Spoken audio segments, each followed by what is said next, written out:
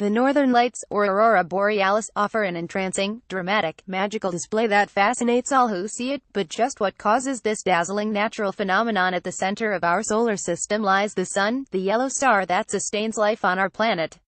The sun's many magnetic fields distort and twist as our parent star rotates on its axis.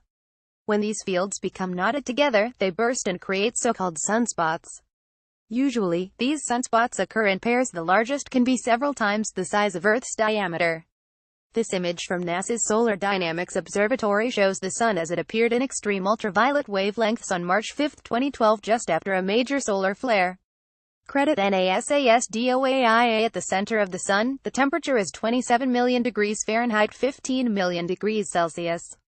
As the temperature on its surface rises and falls, the sun boils and bubbles. Particles escape from the star from the sunspot regions on the surface, hurtling particles of plasma, known as solar wind, into space. It takes these winds around 40 hours to reach Earth. When they do, they can cause the dramatic displays known as the aurora borealis. Infographics: how the northern lights work. Anatomy of sunstorms. Solar flares. Auroras occur not only on Earth, but also on other worlds in our solar system and perhaps exoplanets as well. The gas giants in our solar system, Jupiter, Saturn, Uranus and Neptune, each have thick atmospheres and strong magnetic fields, and each have auroras, although these auroras are a little different from Earth's, given they are formed under different conditions. Venus has an aurora generated by its stretched-out magnetic field, a magnetotail. Mars, which has too thin an atmosphere for global auroras, experiences local auroras due to magnetic fields in the crust. NASA's MAVEN Mars Atmosphere and Volatile Evolution spacecraft also found widespread northern hemisphere auroras generated by energetic particles striking the Martian atmosphere. The sunspots and solar storms that cause the most magnificent displays of the northern lights occur roughly every 11 years. The solar cycle peaked in 2013, but it was the weakest solar maximum in a century. Photos. Amazing auroras of 2014. This solar cycle continues to rank among the weakest on record. Ron Turner of Analytic Services, Inc., who serves as a senior science advisor to NASA's Innovative Advanced Concepts program, said in a statement, "Since record-keeping of the ebb and flow of the sun's activity began in 1749, there have been 22 full cycles."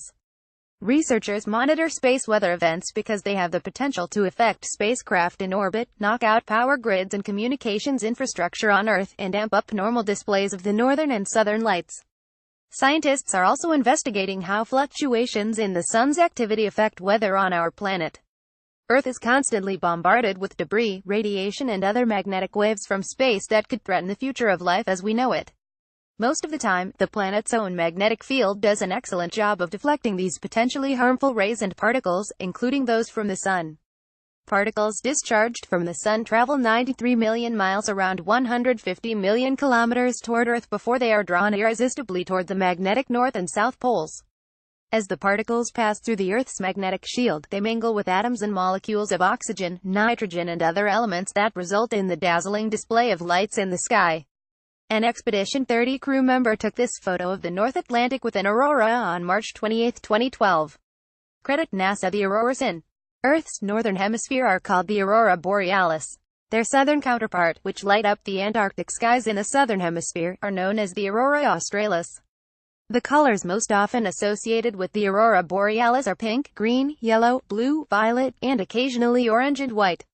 Typically, when the particles collide with oxygen, yellow and green are produced. Interactions with nitrogen produce red, violet, and occasionally blue colors. The type of collision also makes a difference to the colors that appear in the sky. Atomic nitrogen causes blue displays, while molecular nitrogen results in purple. The colors are also affected by altitude.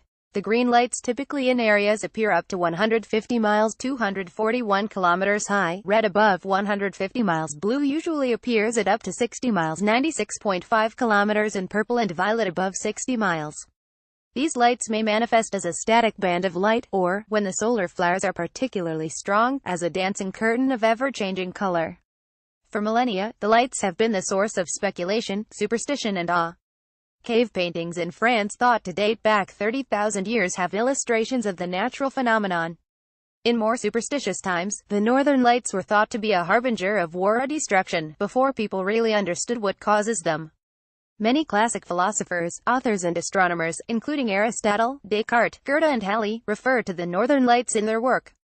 As early as 1616, the astronomer Galileo Galilei used the name Aurora borealis to describe them, taking the name of the mythical Roman goddess of the dawn, Aurora, and the Greek name for wind of the north, boreas.